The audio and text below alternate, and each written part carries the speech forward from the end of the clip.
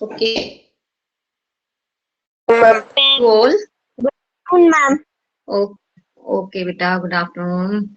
I hope you all are fine. सब ठीक हो? Yes. Yes.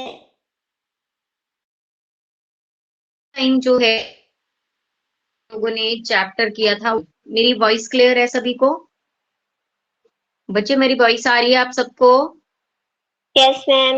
Yes, ma'am. So last time we have completed the chapter why do we fall ill, ठीक है? अब जो हम नेक्स्ट चैप्टर करेंगे वो हम करेंगे इम्प्रूवमेंट इन फूड रिसोर्सेज, ठीक है? सो इम्प्रूवमेंट इन मैम उस चैप्टर के नोट्स कंप्लीट हो गए? आपको why do we fall ill के नोट्स जो हैं, अब आपके स्कूल ओपन हो रहे हैं, आई थिंक ऐसा मैसेज आ रहे हैं ना? Yes ma'am. हाँ, तो I am not going to distribute notes earlier because बहुत से बच्चे क्लासेस लगा ही नहीं रहे हैं, ठीक है? ना ही वो उन्होंने कोई होमवर्क टाइप कुछ कर रखा है, तो उनको फिर स्कूल ओपन करने के बाद उनकी फिर नोटबुक्स ब्लैंक मिलेंगी, फिर सारा का सारा वो चीज करना पड़ेगा। तो अभी जो रीडिंग पार्ट आप कर लीजिए, ठीक है? If it possible then I send, otherwise जो है स्कूल ओपन हो रहे हैं तो हम ओपन होने पे फिर लाइव करेंगे सारा का सारा जो भी है रिटर्न मैटर ना, लाइव करेंगे। लाइव में जो रीडिंग करवा रहे वो रिपीट भी करवाओगे? नहीं आ रही है मेरे, आपकी आवाज नहीं आ रही है कामना। मैम जब ठीक आप है, लाइव रीडिंग करवा रहे हो वो दोबारा हाँ रिपीट हाँ, भी करवाओगे क्लास में? ऑब्वियसली बहुत से ऐसे ब्लैंक आएंगे जो बोलेंगे कि हमने क्लासेस नहीं लगाई, हमारी लगी नहीं, तो ये सारी चीजें तो करवानी ही, तब ऐसे इस बार भी होगा ये सारा का सारा। बट फर्स्ट हम यही चीज करेंगे कि पहले हम अपना जो है, क्योंकि आपको मालूम है अब एग्जामिनेशन पैटर्न 12th और 10th का चेंज हुआ है, तो ऑब्वियसली आपका भी चेंज होगा कि नवंबर दिसंबर में एक एग्जाम होंगे, उसके बाद अप्रैल में दूसरे होंगे, तो हाफ हाफ सिलेबस बाइफरकेट होगा, तो उसके अकॉर्डिंगली जो है आपकी स्टडी करवाई जाएगी। बाकी अब देखते हैं क्या जो है स्कूल का रहता है, उसके अकॉर्डिंगली करवाएंगे फिर, ठीक है? ओके, ठीक है।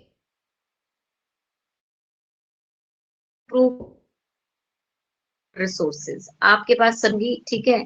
उसमें रिटन ऐसा कुछ ब्लैक बोर्ड पे समझाने लायक है नहीं, ठीक है? जो वर्बल समझाने वाला है तो मैं वर्बली आपको सारी चीजें जो है वो समझा देती हूँ, बता देती हूँ कि इम्प्रूवमेंट इन फूड रिसोर्सेज में पहला चीजें हम ये आएंगे कि फूड क्या होता है, फूड रिसोर्सेज क्या होते हैं। वो जूनियर सेक्शन से जो है वो आप ये चीजें पढ़ते आ रहे हो कि फूड जो है बेसिक नीड है एक लिविंग ऑर्गेनिज्म की, ठीक है? इसमें न्यूट्रिएंट होते हैं कौन कौन से, जैसे कार्बोहाइड्रेट है, प्रोटीन है, फैट है, विटामिन है, मिनरल्स हैं, ये सारे के सारे जो हैं वो न्यूट्रिएंट होते हैं। फूड का काम क्या होता है? एनर्जी प्रोवाइड करना सारे लिविंग ऑर्गेनिज्म को। और लिविंग ऑर्गेनिज्म क्या करते हैं इस एनर्जी का? लिविंग ऑर्गेनिज्म इस एनर्जी को अपनी ग्रोथ में, अपनी रिपेयर में, ठीक है, और डेवलपमेंट में जो है यूटिलाइज करते हैं। और ये न्यूट्रिएंट और क्या चीज करते हैं? ये न्यूट्रिएंट हमें जो है प्रोटेक्ट करते हैं वेरियस डिजीजेस के अगेंस्ट, जो different different type of diseases होती हैं उनके अगेंस्ट जो है वो प्रोटेक्ट करते हैं, ठीक है? अब जैसे फूड में आप क्या खाते हो? एनिमल क्या खाएंगे? एनिमल खाते हैं प्लांट्स, ठीक है? अगर एनिमल्स हैं तो एनिमल क्या खाते हैं फूड के फॉर्म में? एनिमल्स जो है वो प्लांट खाते हैं, ठीक है? जैसे कि ग्रास खाएंगे, ठीक है, प्लांट खाएंगे और उससे न्यूट्रिएंट्स जो है वो लेते हैं। तो ऐसे एनिमल्स, ठीक है, जो प्लांट खा रहे हैं उनको हम बोल देते हैं हर्बीवोर, है ना? लेकिन जो प्लांट है वो कैसे खाना लेते हैं? कोई बताएगा प्लांट कैसे खाना लेते हैं? एनीबडी ऑफ यू, कोई एक बता दीजिए, किसी को भी अगर आता है तो। प्लांट अपने खाना by the process of photosynthesis. है जी, फोटोसिंथेसिस। और ऐसे ऑर्गेनिज्म जो अपना खाना खुद बनाते हैं, खुद खाते हैं, उनको क्या कहते हैं? ऐसे ऑर्गेनिज्म जो अपना खाना है, organism that prepare their own food by the process of the photosynthesis are known as what? Ma'am heterotrophs. Autotrophs. Heterotrophs नहीं, ऑटोट्रॉफ्स बोलेंगे, ठीक है?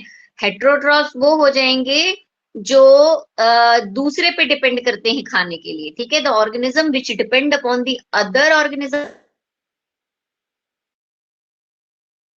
और the fooding, they are known as the, हम है ना, ठीक है। तो हम जो है ह्यूमन बीइंग्स जो है एनिमल के साथ स्टडी करते हो तो हम हेट्रोट्रॉफ्स हैं, ठीक है बच्चे।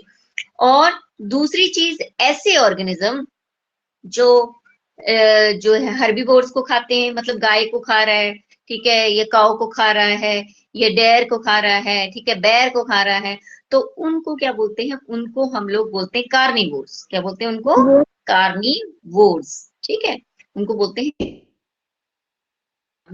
ऐसी ऑर्गेनिज्म जो दोनों चीजें खाते हैं, ठीक है, वो लीव्स भी खा रहे हैं, मतलब वेजिटेरियन वाला भी काम कर रहे हैं, नॉन वेजिटेरियन वाला भी काम कर रहे हैं, मतलब जो है लीव्स भी खा रहे हैं, ग्रास भी खा, रात में जो है मीट को क्या बोलते हैं? क्या बोलते हैं चिराग ऐसे एनिमल को? जो ऐसे ऑर्गेनिज्म जो है हर्बीवोर और आपके कार्निवोर्स भी हैं, उनको क्या बोलते हैं? नित्यानंद, नित्यानंद आपने जो है अपना, हाँ जी, क्या बोल, ओमनिवोरस, वेरी गुड। नित्यानंद आपने अपने आप अपना जो नेम है उसको अपडेट नहीं किया आईडी के साथ?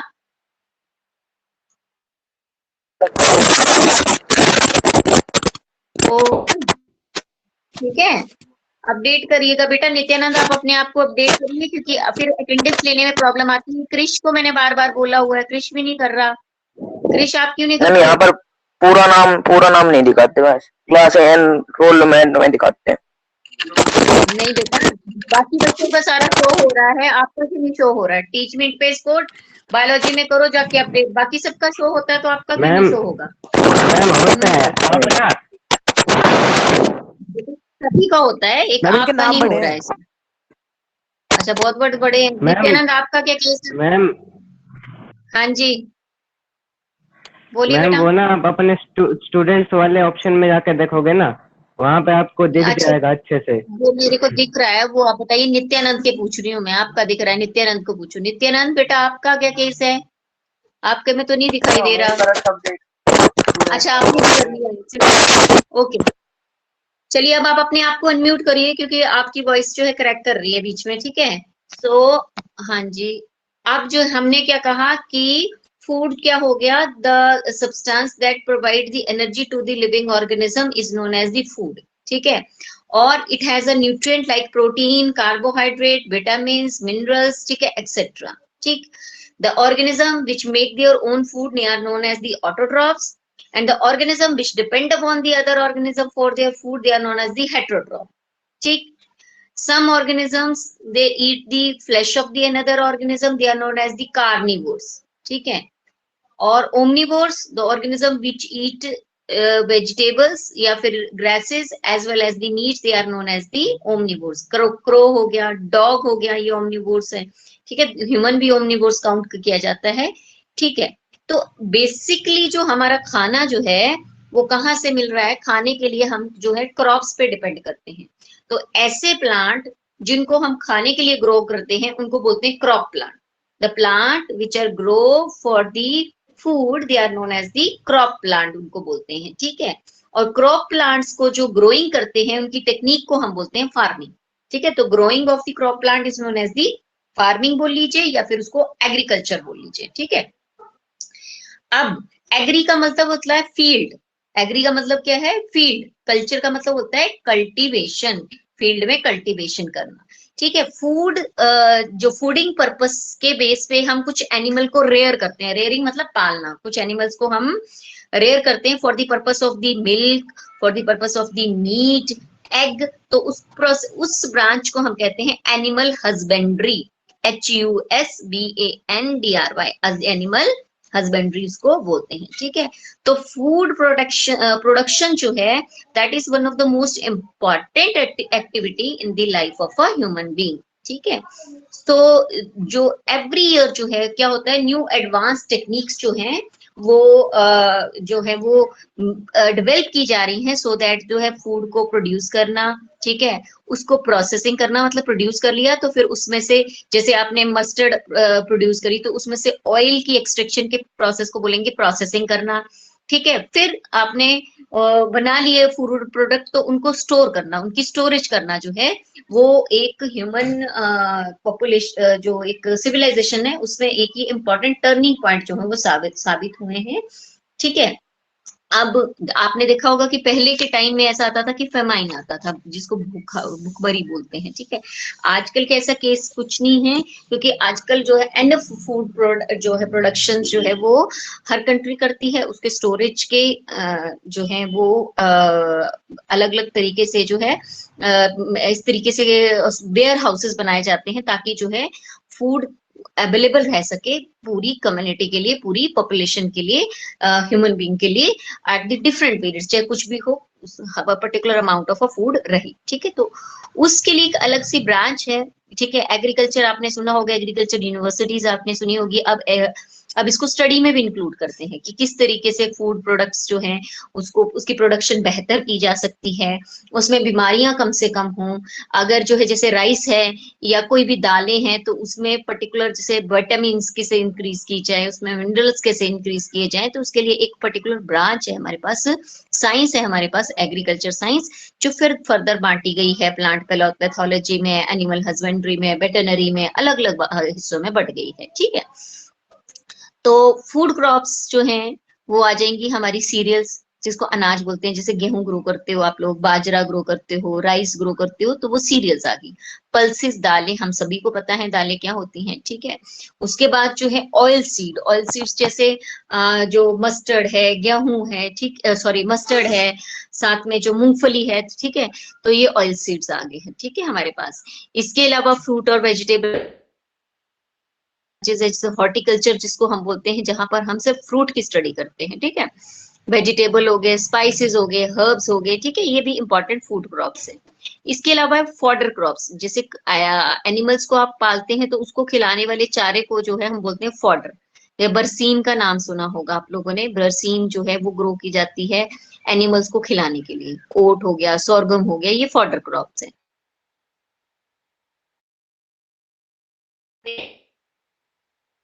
ठीक है, लेकिन चीजें जो खाने पीने में यूज होती हैं कुछ जो है, जैसे कॉटन है। ठीक है, कॉटन जो है वो कमर्शियल क्रॉप है। जूट जो है कमर्शियल क्रॉप है। ठीक है, जिसको कमर्शियल पर्पज से ग्रो करते हैं। शुगर केन, चीनी बनती है उसके लिए, उससे। ठीक है, तो क्रॉप है, क्योंकि शुगर केन जो है कोई भी गन्ना खाने के लिए क्रॉप नहीं ग्रो करता उसको। ठीक है, उसमें खाते हैं वो, that is a different thing, but उसमें से मोस्टली जो है शुगर केन इंडस्ट्रीज में जो है वो गन्ना जाता है। ठीक है, उसके बाद शुगर बीट हो गई हमारी, टी कॉफी हो गई। ठीक है, ये सारी की सारी कमर्शियल क्रॉप्स हैं। ठीक है, अब क्रॉप्स के सीजन के बेस पे ग्रो किया जाता है। ठीक है, कि हर कोई भी क्रॉप किसी भी सीजन में ग्रो नहीं की जा सकती है। ठीक है, आप जैसे आप देखो रेनी सीजन है तो आजकल आप देखोगे मक्का हो गई, ठीक है, बाजरा हो गया, साथ साथ में जो है वो राइस हो गए, पैडी जिसको बोलते हैं, पैडी फील्ड, धान की खेती, वो सारी खेती जो है वो की जाती है। तो डिफरेंट क्रॉप्स जो है वो डिफरेंट डिफरेंट सीजन पे ग्रो करती हैं। उसके लिए डिफरेंट क्लाइमेटिक कंडीशन चाहिए, टेम्परेचर, ह्यूमिडिटी, डे की लेंथ, उसको फोटो पीरियड बोलते हैं। जैसे आजकल के दिन जो है थोड़े लंबे हैं, सर्दियों में दिन आएंगे तब छोटे हो जाते हैं। ठीक है, तो जिसके दिन लंबे होते हैं उनको लॉन्ग डे प्लांट बोलते हैं। ठीक है, तो लॉन्ग डे प्लांट जो है वो रेनी सीजन में हो गए। शॉर्ट डे प्लांट सब है विंटर, सर्दियों में हम गेहूं ग्रो करते हैं तो वो एक शॉर्ट डे प्लांट है। ठीक है, आजकल के दिनों में हम क्या ग्रो करते हैं, मक्का हो गई, बाजरा हो गया। ठीक है, तो ये लॉन्ग डे प्लांट्स होते हैं। ठीक है, इसके अलावा जो है आपके ये क्रॉप्स जो है इसी के बेसिस पे क्रॉप को जो है दो हिस्सों में बांटा गया होगा। बचपन से आप पढ़ते आओगे, रबी क्रॉप और खरीफ क्रॉप पढ़ी होगी ना आपने। खरीफ को याद रखिएगा रेनी सीजन के, और रबी को आप याद रखिएगा विंटर सीजन से, सर्दियों का सीजन। धूप की जरूरत होती है ना विंटर में, रबी रबी याद रखिए कि जो है सर्दियों में हमें क्या चाहिए होता है, धूप धूप चाहिए होती है ना। ठीक है, तो अच्छी लगती है तो वो रबी क्रॉप। ठीक है, खरीफ जो है वो रेनी सीजन। तो रेनी सीजन जो है हमारा वो जून जुलाई से शुरू हो जाता है और सितंबर अक्टूबर तक चलता है। जून जुलाई से शुरू हो जाएगा, सितंबर अक्टूबर तक। तो वो धान की खेती है। मोस्ट ऑफ द इंडिया के बहुत सारे हिस्सों में बारिश पे डिपेंड करते हैं एग्रीकल्चर। हरियाणा में तो जो है वो क्या है, ट्यूबवेल्स हैं, ठीक है, पंजाब में भी ट्यूबवेल्स हैं या नहर का पानी आता है। लेकिन देश के बहुत सारे ऐसे हिस्से हैं जहां पर ये फैसिलिटीज नहीं है, तो वहां पर ज्यादातर जो है जो रेन, जो नेचर, मतलब बारिश, जो आसमानी बारिश पे जो है डिपेंड करते हैं। तो खरीफ क्रॉप ज्यादातर हमारे रेनी सीजन में आती है, जून जुलाई से लेकर सितंबर अक्टूबर तक ग्रो करेंगी। मैंने क्रॉप का नाम आपको बता दिया, मेज है, मिल्ट है, बाजरा है, ठीक है, ग्राउंडनट है, soybean, pigeon P, black grams, ठीक है, green peas, cotton, jute, hemp, ये सारी की सारी खरीफ क्रॉप्स हैं, ठीक है। इसके अलावा फ्रूट्स, लीची होती है आजकल, मैंगो होता है, प्लम होता है, ठीक है, बरसात के दिनों में वाटरमेलन, मेलन, ये जो जून जुलाई से शुरू हो जाता है, ठीक है। इसके अलावा सब्जियां आ जाएंगी तो बैंगन देखो आपने, या फिर सीधा बरसात के सीजन में देखोगे आप, जो ये कुकुरबिटेसी फैमिली होती है ना, घिया, कद्दू, तोरी, लौकी, ये सारी की सारी जो ज्यादातर जो है क्रॉप्स होती हैं। इसके अलावा जो रबी क्रॉप आ जाती है, जो विंटर के सीजन में क्रॉप होती है, ठीक है, वो ग्रो करती है हमारी अक्टूबर नवंबर से और मार्च अप्रैल तक रहती है, ठीक है। तो आप सर्दियों के सीजन में आप याद रखो, थोड़ा सा इतना याद रख लीजिए इसको, कि कहाँ से याद रखोगे कि रबी जो है उसको क्या बोलेंगे, विंटर, सर्दियां, ठीक है। तो सर्दियों में आपको पता है क्या क्या ग्रो करते हैं, बीज ग्रो करते हो आप लोग, ठीक है, ग्राम चना ग्रो करते हो, ठीक है, बार्ले भी ग्रो करते हो, मस्टर्ड जो है, ठीक है, सरसों, और साथ में पी, ठीक है, ये सारे के सारे क्रॉप्स जो है रबी क्रॉप्स है। सर्दियों में बड़ी ठंड पड़ती है, तो ठंड, एप्पल के लिए जो है एक स्नोफॉल बहुत जरूरी होता है, ठीक है। तो एप्पल हो गया, ऑरेंज हो गया, पोमेग्रेनेट हो गया, ये सर्दियों के फ्रूट्स जो हैं वो रबी फ्रूट्स हैं, ठीक है, विंटर फ्रूट्स जो हैं, ठीक है। इसके अलावा सर्दियों में आपको पता है गोभी, गाजर, मटर, ठीक है, मूली, ठीक है, ये सारी क्रॉप जो है वो होती हैं। तो ये वेजिटेबल्स जो है वो इसमें आती हैं, रबी क्रॉप्स में, विंटर सीजन में, वो ये सारी चीजें हैं, ठीक है। अब दूसरा आ जाता है इम्पोर्टेंस, जो इम्प्रूवमेंट इन फूड रिसोर्सेस, की फूड रिसोर्सेस को कैसे इम्प्रूव किया जा सकता है। अब आपको मालूम है कि हमारी population day by day increase हो रही है, जबकि हमारे पास जमीन तो नहीं है, और ना ही जो है, और लैंड एरिया जितना हमारे पास है भी, वो भी कुछ हिस्सा एग्रीकल्चर जो कमर्शियल पर्पस में चला जा रहा है, ठीक है। और कुछ लोग जो है वो, मतलब आजकल आप देखो, जितनी आपकी दादा परदादा के पास जमीन होगी, आपके पापा के पास उतनी नहीं होगी, क्योंकि दादा मतलब परदादा के पास होगी, वो आपके कि अगर दो भाई के, आपके पापा के पास, दादा के पास आई होगी, फिर आपके पापा के पास आई होगी, फिर आपके पास आएगी, तो वो लैंड जो है ना, वो एक पर पर्सन अगर देखा जाए तो वो धीरे धीरे जो है वो कम होती जा रही है, ठीक है, क्योंकि पॉपुलेशन जो है वो डे बाय डे इंक्रीज कर रही है। दूसरी चीज क्या है, अब जो है हमारी लाइफ स्पैन जो है वो भी क्या है, ज्यादा हो गई है। अब एक जो नॉर्मल इंसान है उसकी एज जो है, क्योंकि बेहतर मेडिकल फैसिलिटीज मिलती हैं, खाना अच्छे तरीके से मिलता है, तो ऐसे जो पहले जो है 60 साल ही मान लिया जाता था कि जो है वो बुढ़ापा आ गया, ठीक है, ऐसा नहीं। अब बहुत सारे लोग 100 साल तक जीते हैं, ठीक है, 80-90 साल तक तो नॉर्मली लाइफ हो ही चुकी है, ठीक है। रिसेंट स्टडी में पाया गया है कि इंसान 130 ईयर्स तक अब सर्वाइव कर पा सकेगा, क्योंकि बहुत सारे लोग हैं ऐसे जो मिले हैं जो 120 130 के ऊपर की 120 से ऊपर की एज के हमें मिले हैं वर्ल्ड में, ठीक है। तो अब क्या है कि इम्प्रूवमेंट फूड रिसोर्सेस में क्यों जरूरी है, क्योंकि पॉपुलेशन जो है वो 7 बिलियन तक जो है वो हो गई है, ठीक है। ये 2011 की बात है, अब तो उससे भी ज्यादा है, ठीक है। तो इसीलिए जो है, जो हर पर्सन है उसकी हंगर को मिटाने के लिए जो है वो क्या है, जरूरत है किस चीज की, इसकी फूड की, इंक्रीजिंग की।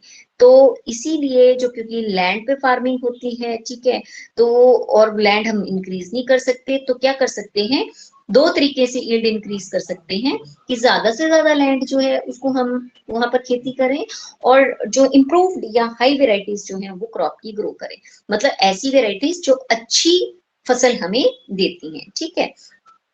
तो आपने ग्रीन रेवोल्यूशन का नाम सुना होगा, कि ये 1960 से लेकर जो है वो 2004 तक जो है वो मतलब बहुत ज्यादा ये पंजाब से जो है ग्रीन रेवोल्यूशन जो है, जो ज्यादातर उसको माना जाता है ग्रीन रेवोल्यूशन के लिए।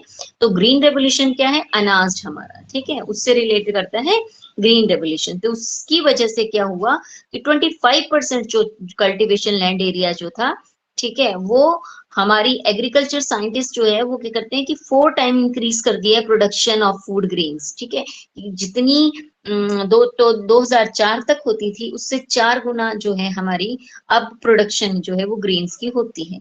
तो ग्रीन रेवोल्यूशन ये एक चीज है। येलो रेवोल्यूशन आ जाता है दालों के साथ। ठीक है, ग्रीन अनाज के साथ, येलो रेवोल्यूशन आएगा दालों के साथ, मतलब दालों की प्रोडक्शन इंक्रीज करना। ब्लू फिश, ब्लू को याद रखिए, पानी से, पानी में ही मछली रहती है, तो ब्लू रेवोल्यूशन जो है वो फिश प्रोडक्शन को इंक्रीज करना, व्हाइट मिल्क प्रोडक्शन को इंक्रीज करना। ठीक है, और गोल्डन रेवोल्यूशंस जो है गोल्डन दालों से रिगार्डिंग है। तो अब उसकी भी गवर्नमेंट जो है, साइंटिस्ट जो है कोशिश कर रहे हैं, क्योंकि अनाज की हमारे देश में कमी नहीं है, कमी हो जाती है दालों की। ठीक है, दालों की, और दालों के रेट आपने देखा है कि बहुत इंक्रीज कर जाते हैं। ठीक है, तो उस पे गवर्नमेंट साइंटिस्ट जो है वो वर्क कर रहे हैं। तो रेवोल्यूशंस जो है वो 3 स्टेप्स की वजह से आता है। एक, फूड क्रॉप में इंप्रूवमेंट करना। दूसरा, मैनेजमेंट ऑफ क्रॉप प्रोडक्शन, मतलब जो न्यूट्रिशन क्रॉप को है उसको इंक्रीज करना। और management of the crop production, protection. सबसे पहले इम्प्रूवमेंट इन क्रॉप वैरायटी, जो इम्प्रूव वैरायटी की क्रॉप है वो आप अपने खेतों में लगाएं। फिर जो क्रॉप लग गई तो उसको प्रोड्यूस करना, उसको मैनेज करना, management of the crop production. और तीसरा, management of the crop protection, कि आप क्रॉप को किस तरीके से प्रोटेक्ट करते हैं, कब कब जरूरत पड़ती है प्रोटेक्शन की, ग्रो कर रही है, कोई कीड़ा वगैरह ना लग जाए उसमें, कोई इंसेक्ट ना लग जाए। अगर क्रॉप कर ली तो लास्ट टाइम आता है हार्वेस्टिंग। अगर हार्वेस्टिंग के टाइम आपने देखा कई बार होता है बहुत बारिश हो जाती है, ठीक है, तो जो या फिर ओले पड़ जाते हैं, तो उससे भी क्रॉप जो है वो हार्वेस्टिंग के टाइम भी क्रॉप जो ईल्ड हमारे पास नहीं प्रॉपर आ सकता अगर ढंग से हम हार्वेस्टिंग नहीं करें। ठीक है, तो ग्रीन रेवोल्यूशंस जो है वो फूड ग्रेन्स जो है उसमें इंक्रीज करने को ग्रीन रेवोल्यूशन कहते हैं। इसमें जो साइंटिस्ट थे उनका नाम है डॉक्टर नॉर्मन ई बॉरलॉग, उनको फादर ऑफ ग्रीन रेवोल्यूशन जो है वो कहा जाता है। ठीक है, इन्होंने क्या किया, इनकी टीम ने जो है हाई यील्डिंग वेराइटी बनाई व्हीट की, और उनको मैक्सिको में इंट्रोड्यूस किया। यील्ड मतलब जैसे व्हीट में ज्यादा जो है उसमें ग्रेन लगेंगे, व्हीट ग्रेन। ठीक है, तो उन्होंने इसको कहाँ पर इंट्रोड्यूस किया, मैक्सिको में। और इस वेराइटी का नाम उन्होंने रखा जो triple dwarf Mexican wheat variety, triple dwarf Mexican wheat variety. ठीक है, और इस चीज के लिए जो है डॉक्टर जो आपके नॉर्मन ई बॉरलॉग थे उनको जो है 1970 में 1970 में नोबेल प्राइज भी मिला। इंडिया में ग्रीन रेवोल्यूशन जो लाया है वो एमएस स्वामीनाथन ने लाया है, उसका नाम याद रखिएगा, एमएस स्वामीनाथन जो है, उनके एफर्ट से ग्रीन रेवोल्यूशन जो है वो आया। उन्होंने जो ये triple wheat dwarf Mexican wheat variety थी उनको इंडिया में इंट्रोड्यूस किया। ठीक है, और जो है इस ग्रीन रेवोल्यूशन जो है हमारी कंट्री में किस लिए किया, ताकि हम सेल्फ सफिशिएंट बन सकें अनाज के लिए, खाने के लिए, ठीक है, फूड के लिए, और साथ में जो है हमें सरप्लस जो है वो अनाज हो ताकि हम इसको एक्सपोर्ट कर सकें, जिसकी वजह से जो है फार्मर्स जो हैं या फार्म लेबरर्स जो हैं उनकी इकोनॉमिक कंडीशंस जो हैं वो इम्प्रूव हो। ठीक, अब इम्प्रूवमेंट, पहला टॉपिक अब इसमें हम पढ़ेंगे इम्प्रूवमेंट इन क्रॉप वेराइटी, कि क्रॉप वेराइटी को हम जो है वो किस तरीके से जो है इम्प्रूव कर सकते हैं। ठीक है, तो क्रॉप वेराइटी को इम्प्रूवमेंट करने के लिए जो है किस लिए किया जाएगी या जरूरी क्यों है क्रॉप वेराइटी को इम्प्रूवमेंट करने के लिए, ताकि क्या हो सके, because land is limited, area is limited. ठीक है, तो इंक्रीज दी क्रॉप प्रोडक्शन, ताकि जो है क्रॉप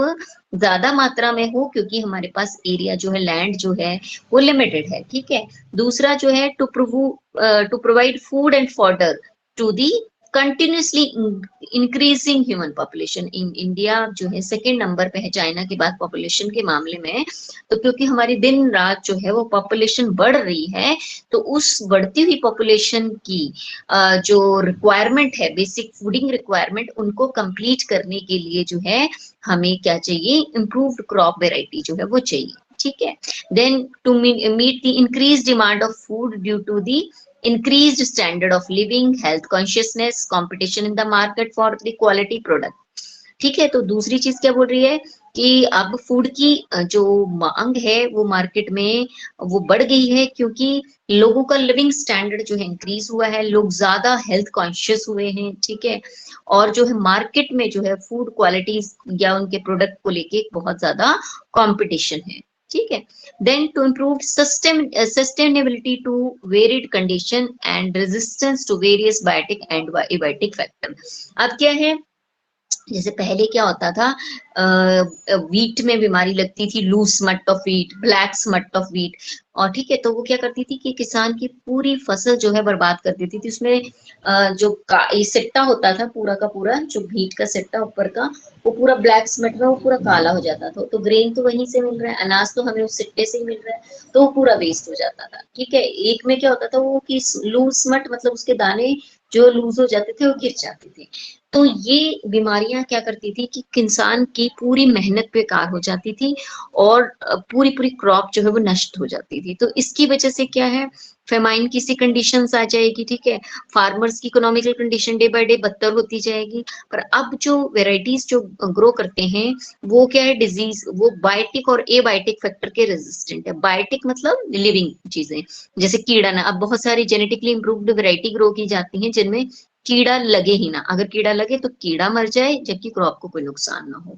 दूसरी चीज एबायोटिक फैक्टर। अब आपको मालूम है कि अगर हमने, जैसे मक्का है, आपके एरिया में मैंने मक्का कम ग्रो करती देखी है, बट सिर्फ स्टिल मक्का है। मक्का क्या होती है बच्चे, बरसात के सीजन में ग्रो करती है। उसका जो उसकी स्टेम होती है वो लंबी होती है। आपको मालूम है बरसात में बारिशें जिस रीजन में ज्यादा हो रही हैं, हवा जहां चल रही है, तो वो क्या कर जाएगी, पूरी की पूरी टूट जाएगी, बिछ जाएगी, क्रॉप खराब हो जाएगी। तो अब जो है साइंटिस्ट ने बहुत सी वेराइटीज ऐसी ग्रो करी है जिनकी हाइट, जिनकी स्टेम की हाइट क्या है ना, कम हो। जो हमारी सीरियल क्रॉप्स हैं उनकी हाइट कम हो, उनका जो ग्रेन है, उनका सट्टा जो है उसमें ज्यादा से ज्यादा जो है ग्रेन्स आए, तो ऐसी इम्प्रूव क्यों। तो इसीलिए आजकल जो है इम्प्रूव्ड वैरायटी जो है मार्केट में प्रेजेंट है, ठीक है, जो वाइटिक और एफाइटिक फैक्टर के अगेंस्ट जो है रेजिस्टेंट है, ठीक है। ऑब्जेक्टिव ऑफ क्रॉप इम्प्रूवमेंट, क्या क्या आप क्रॉप को मतलब क्या समझते हो आप क्रॉप इम्प्रूवमेंट से, कौन सी चीज को आपको कहेगी कि ये क्रॉप इम्प्रूव्ड क्रॉप है। पहली चीज, वो क्रॉप इम्प्रूव्ड क्रॉप है जो हाई यील्डिंग है, जिसकी हमें यील्ड, जिसका हमें पैदावार ज्यादा मिलती है, वो हाई यील्ड वेराइटीज जो है वो कैसी हैं, इम्प्रूव्ड क्रॉप है, ठीक है। दूसरी, improved quality of the crop, crop की क्वालिटी अच्छी होनी चाहिए। क्वालिटी मतलब जैसे दालें हैं तो उसमें प्रोटीन कंटेंट ज्यादा हो, ऑयल सीड्स है मतलब मस्टर्ड है या कोई भी ऑयल वाली जो भी क्रॉप है उसमें ऑयल की मात्रा ज्यादा हो, वीट है तो उसमें बेकिंग क्वालिटी ज्यादा है, फ्रूट है तो उसमें टेस्ट, उसका जूस जो उसका है वो ज्यादा हो, ठीक है। और सेल्फ क्वालिटी मतलब जल्दी खराब ना हो जाए। तो ये इम्प्रूव्ड वैरायटी हुई। देन दूसरी इम्प्रूव्ड वैरायटी क्या हुई, ऐसी वैरायटी जो रेजिस्टेंट है। बायोटिक, बायोटिक का मतलब होता है लिविंग, लिविंग में चीजों में क्या है, लिविंग चीजों में आपको मालूम है जो माइक्रोब्स हैं जैसे बैक्टीरिया, फंगस, ठीक है, निमेटोड, ये इनके अगेंस्ट अगर डिजीज रेजिस्टेंट है, मतलब ऐसी क्रॉप जिसको कोई बीमारी ना लगे, कोई कीड़ा ना लगे, ठीक है, तो वो क्या होगी, बायोटिक रेजिस्टेंट। बायो का मतलब होता है लिविंग, बायोटिक रेजिस्टेंस, और ए का मतलब हो जाता है नॉन लिविंग। तो ए बायोटिक फैक्टर कौन से आ जाए, सूखा मतलब पानी की कमी हो जाए तब भी ग्रो कर जाए, ठीक है। खारा पानी है, जमीन है या खारा पानी है सैलिनिटी, उसमें ग्रो कर जाए। वाटर लॉचिंग मतलब बरसात में बहुत ज्यादा पानी इकट्ठा हो जाता है खेतों में, तब भी ना सड़े गले। गर्मी बड़ी ज्यादा पड़ जाए, ठंड पड़ जाए, ठीक है, पारा जो है नीचे चला जाए, तो ये जो वेराइटीज जो है वो डिजीज सॉरी इम्प्रूव्ड वेराइटी है। साथ अर्ली मेच्योरेशन, जल्दी मेच्योर हो जाए, ज्यादा जल्दी जो है वो क्रॉप मतलब कम सीजन में जो है वो ग्रो कर जाए, उसकी हार्वेस्टिंग जल्दी हम ले सकें, तो ऐसी वेराइटी भी इम्प्रूव्ड वेराइटी है, ठीक है। और दूसरी वाइडर एडेप्टेबिलिटी। अब ऐसा तो नहीं है भाई कि जो साइंटिस्ट हैं वो ऐसी क्रॉप तो नहीं बनाएंगे या एक रीजन में ग्रो कर जाए अच्छी लेकिन दूसरे रीजन में ना करे। तो साइंटिस्ट जो है वो ऐसी वेराइटी या ऐसी क्रॉप को इम्प्रूव मानेंगे या डेवलप करने की कोशिश करते हैं कि मान लीजिए जो क्रॉप साउथ में अच्छा यील्ड दे रही है वो नॉर्थ में भी अच्छा दे, ईस्ट में भी अच्छा दे, वेस्ट में भी अच्छा दे, ठीक है। तो वाइडर एडेप्टेबिलिटी जो है डिफरेंट क्लाइमेटिक कंडीशंस के अकॉर्डिंगली डिफरेंट एरिया में, और पूरे साल उसकी जो है वो हाई यील्डिंग वैरायटी दे, ठीक है। देन डिजायरेबल एग्रोनॉमिक ट्रेड्स जो हैं, ठीक है, अब इसमें एक क्वेश्चन आता है कि सीरियल क्रॉप्स जो है वो कैसी बेटर होंगी। तो सीरियल क्रॉप्स जो होनी चाहिए दैट इज ड्वार्फ, छोटी, ठीक है। गेहूं है वो भी जो है उसकी स्टेम छोटी हो, जो बाजरा है, मक्का है, ठीक है, तो उसकी जो है ड्वार्फ और शॉर्ट मेच्योरेशन वेराइटी जो है, मतलब उसका जल्दी जो है वो मेच्योर हो जाए, स्टेम्स का साइज छोटा हो, तो ऐसी, और जो है लेस न्यूट्रिएंट जो है वो जो कंज्यूम करें, ठीक है। और जो है अगर हवा आएगी तो छोटी वेराइटीज जो होगी वही ज्यादा देर तक स्टैंड करेंगी, लंबी वाली तो बिछ जाएंगी हवा से, ठीक है। और जो अगर फोडर क्रॉप है जैसे बरसीम है, तो भाई एनिमल ने तो चारा ही खाना है, तो उसमें अगर स्टेम छोटी होगी तो उसको चारा कहाँ मिलेगा। तो जो फॉडर क्रॉप है उनकी हाइट ज्यादा होना, तो ये एक डिजायरेबल क्वेश्चन पूछा जाता है, what are the desirable agronomical trait, ठीक है, फॉर दी क्रॉप्स, ठीक है। तो जो desirable agronomical character for cereal crop is dwarf variety, ठीक है, and the early maturation variety, and for fodder crops it is a जो है लॉन्ग, जो है जो एनफ, जो जो उसका क्या कह सकते हैं, लेंथ जो है दैट शुड बी टॉल, ज्यादा जो है वो होनी चाहिए, ठीक है। उसके बाद जो है then next is a method of crop improvement. तो अब पहली चीज तो आपने बोली कि क्रॉप वेराइटी को कैसे इम्प्रूव कर सकते हैं, तो क्रॉप इम्प्रूवमेंट वेराइटी में हमने बोला कि ऐसी क्रॉप जो ज्यादा ईल्ड देती है, इम्प्रूव्ड क्वालिटी है क्रॉप्स की, वेराइटी जो है वो बायोटिक और एबायोटिक रेजिस्टेंस फैक्टर के रेजिस्टेंट है, अर्ली मेच्योरेशन करती है, वाइडर रीजन को अडेप्टेबिलिटी शो करती है, डिजायरेबल एग्रोनॉमिक करेक्टरिस्टिक शो करती है, तो ऐसी क्रॉप को हम इम्प्रूव्ड या क्रॉप इम्प्रूव्ड मानेंगे। अब बोल रहे हैं कि मेथड जो है वो कैसे आप करोगे कि क्रॉप वेराइटी जो है वो इम्प्रूव्ड हो, ठीक है। तो इसके लिए जो है बहुत सारी जो है चीजें की जाती हैं। तो एक चीज की होती है जीन्स, अभी आपके शायद इतने समझ में नहीं आया होगा।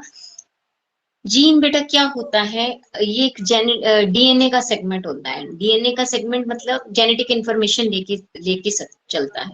हर एक सेल के अंदर जो है वो जेनेटिक मटेरियल प्रेजेंट है। उसको हम जो है ह्यूमन है, प्लांट है, यूकेरियोटिक सेल, उसको बोलते हैं डीएनए, ठीक है, डीएनए। तो वो उसके सेगमेंट को बोलते हैं जीन। वो जीन सारी जो है वो क्या करके रखती है, जेनेटिक इंफॉर्मेशन रखती है। मतलब वो जीन बताएगी कि प्लांट की हाइट कितनी होगी, प्लांट में कौन सी प्रोटीन जो है बनेगी, जो प्लांट न्यूट्रिटिव होगा कि नहीं होगा, मतलब सारी इंफॉर्मेशन वो जीन देती है। अब मानिए मेरे पास दो पौधे हैं, ठीक है, एक मान लीजिए दो मेरे पास मैंगो की वैरायटी है, सपोज दो मैंगो की वैरायटी है, या दो मान लीजिए दो दालों की वैरायटी है। तो एक मेरे पास वैरायटी दालों की वैसी है जो देसी है, ठीक है, देसी है, मतलब वो सारी एटमॉस्फेरिक कंडीशंस को तो सहन कर लेती है, गर्मी सर्दी बरसात जाड़ा वो सब सहन कर लेती है। देसी से एक चीज याद रखिए कि जितनी देसी वैरायटी होती है उसमें बीमारियां कम लगती हैं, ठीक है, न्यूट्रिशन ज्यादा होता है। बट उसमें क्या है कि ईल्ड कम होता है, देसी वेराइटीज में जो है वो मोस्टली ईल्ड कम होता है, ठीक है। तो इसीलिए क्या करेंगे हम, दो ऐसी जो देसी है और जो बाहर से आती है उसको एग्जॉटिक बोलते हैं। तो दो मान लीजिए ये मेरे पास, अगर हम इसको करें कि ये वाली क्रॉप मेरे पास देसी है और ये मेरे पास क्या है, एक्सोटिक है, तो मैं क्या करूंगी, इसका जीन इसके जीन में के साथ इसका जीन मिक्स कर दूंगी जो जिसकी वैरायटी ज्यादा है। तो अब दोनों का जीन जो है मिक्स हो गया, तो ये देसी वाली वैरायटी जो है आपकी वो क्या करेगी, ईल्ड ज्यादा देगी, ठीक है, लेकिन क्या है बीमारियां इसमें कम होंगी, डिफरेंट एनवायरमेंटल कंडीशन को भी सहन कर लेगी। तो इसको बोलते हैं जेनेटिक मैनिपुलेशन। जब आप किसी के जीन्स को चेंज करते हैं, गड़बड़ करते हैं ना, मैनिपुलेट करते हैं, ठीक है, तो उसको बोलते हैं जेनेटिक मैनिपुलेशन। तो क्रॉप इम्प्रूवमेंट का एक तरह का एक बायो में एक साइंस है जिसका ब्रांच का नाम है जेनेटिक इंजीनियरिंग। क्या नाम है, जेनेटिक इंजीनियरिंग। बहुत ही एडवांस्ड साइंस है ये, ठीक है, आजकल बहुत ट्रेंड में है। तो ये जेनेटिक इंजीनियरिंग जो है वो क्या करती है, डिजायर्ड जीन जो है वो उस क्रॉप को उसको मैनिपुलेट कर देती है। इस सारे स्टेप्स हैं, hybridisation, recombinant DNA technology, mutation breeding, polyploidy, ये सारी की सारी वेराइटी है, ठीक है। तो पहले तो अब याद रखिएगा, ठीक है। इंटर आपको मतलब है दो अलग अलग वैरायटी को बोलते हैं इंटर। इंटरकास्ट मैरिज से याद रखिएगा। इंटरकास्ट मैरिज किसको बोलते हैं हम बोलते हैं जब दो अलग जाति के लोग विवाह कर लेते हैं तो उसको बोलते हैं इंटरकास्ट मैरिज। इसी तरीके से इंटर वेराइटल। इंटर वेराइटल मतलब दो अलग अलग वेराइटीज हैं। जैसे अब चावल, चावल का स्पीशीज एक ही है, ओराइजा सेटाइवा, ठीक है। चावल का स्पीशीज एक है, लेकिन चावल आप मार्केट में लेने जाओ तो आपको हजारों किस्म के चावल मिल जाएंगे, ठीक है। उसमें बासमती मिल जाएगी, बासमती भी अलग अलग तरह की मिल जाएगी, अलग अलग तरह की क्रॉप मिल जाएगी। तो जब आप मान लीजिए दो डिफरेंट तरह की बासमती, बासमती में ही आप जो है हाइब्रिडाइजेशन करवाते हैं, ठीक है, तो वो इंटर वेराइटल हो जाएगी, ठीक है। और सेम स्पीशीज में करवाते हैं या दो डिफरेंट स्पीशीज में करवा देते हैं तो उसको इंटर स्पीशीज बोल देंगे या इंटर स्पेसिफिक बोल देंगे। दो अलग अलग जेनरा में करवा देते हैं तो उसको इंटर जेनरिक बोल देंगे। अब ये जेनरा वेनरा ये सारी चीजें ना आपके समझ में, हम अगर हमारे सिलेबस में लास्ट ईयर तो वो चैप्टर कट गया था जो diversity in the living organism, अगर वो चैप्टर नहीं कटा तो हमारे को वो सारी चीजें समझ आएंगी कि जीनस क्या होता है, स्पीशीज क्या होता है, वेराइटी क्या होती है, ठीक है। तो किसी भी ऑर्गेनिज्म का जो है एक जेनेरिक नेम होता है कि जैसे हम हैं, ह्यूमन है, हम सारे के सारे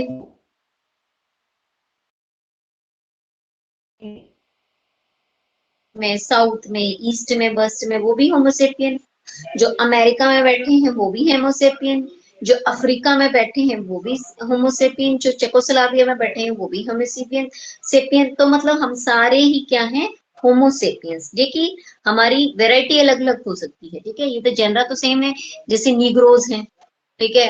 अफ्रीका वाले जो क्या जाते हैं नीग्रोज, अमेरिका वाले को अमेरिकन बोल देते हैं, हम एशियंस आगे, ठीक है। तो हमारे जो है जेनरा स्पीशीज अलग अलग है, ठीक है। वेराइटीज जिसको बोलते हैं वो अलग अलग हो सकती है। जेनरा जो है वो स्पेस सेम हो सकता है।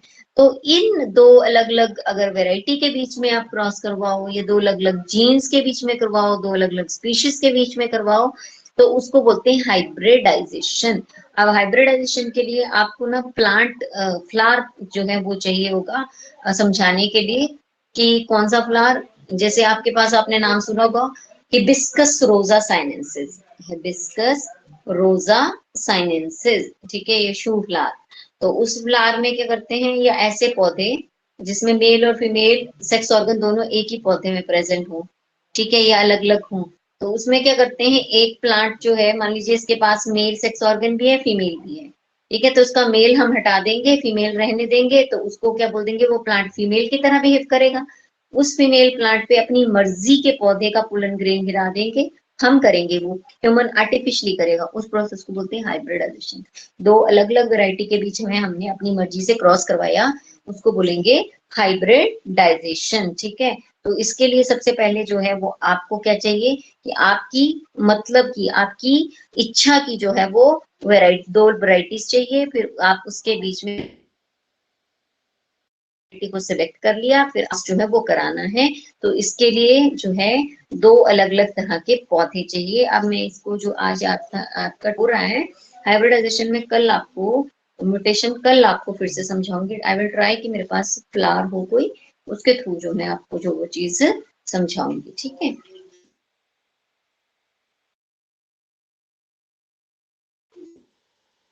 इसमें फर्स्ट जितने ऑब्जेक्टिव क्वेश्चन बनते हैं जो है लर्न करेंगे कि what are the improved variety and what is the criteria for a crop improvement. Crop improvement के लिए क्या वैरायटी है, ठीक है। तो आपके लिए क्वेश्चन है, लिखना है कि what are the objective of crop variety improvement. किताब में से देख के आप ये क्वेश्चन लिख के आओगे, इम्प्रूवमेंट इम्प्रूव करने के क्या क्या ऑब्जेक्टिव होते हैं, ठीक है। सो आई थिंक हमारा टाइम हो गया है। अब हम कल इस चैप्टर को जो है वो कंटिन्यू करते हैं। आप लोगों को इस चैप्टर के बीच में ये जो पढ़ाया आज थोड़ा बहुत समझ आया कि नहीं समझ आया? यस और नो बताइए। जो अभी आपने पढ़ा ये आपको पता Yes, लग रहा है ma'am. कि क्या पढ़ रहे हो, पता लग Yes, रहा है yes, ना? ma'am. बाकियों को हाँ जी, ठीक है। तो आज जितना पढ़ाया, ठीक है, थोड़ा सा है। आज आपको वर्क ये है कि जो क्रॉप इम्प्रूवमेंट वैरायटीज जो होती हैं, ठीक है, उसके लिए क्या ऑब्जेक्टिव है, ये क्वेश्चन आपने करना है। और बाकी जो है आप जितना आज पढ़ा उसको रीड करोगे। ठीक है बेटा, is it clear? Yes, Yes, ठीक ma'am. है, ठीक है। So now you may leave the class, one by one जो है आप क्लास लीव करिए। ठीक है बेटा, जल्दी से लीव करिए। दिव्या, तन्वी, मोहित, लीव द क्लास।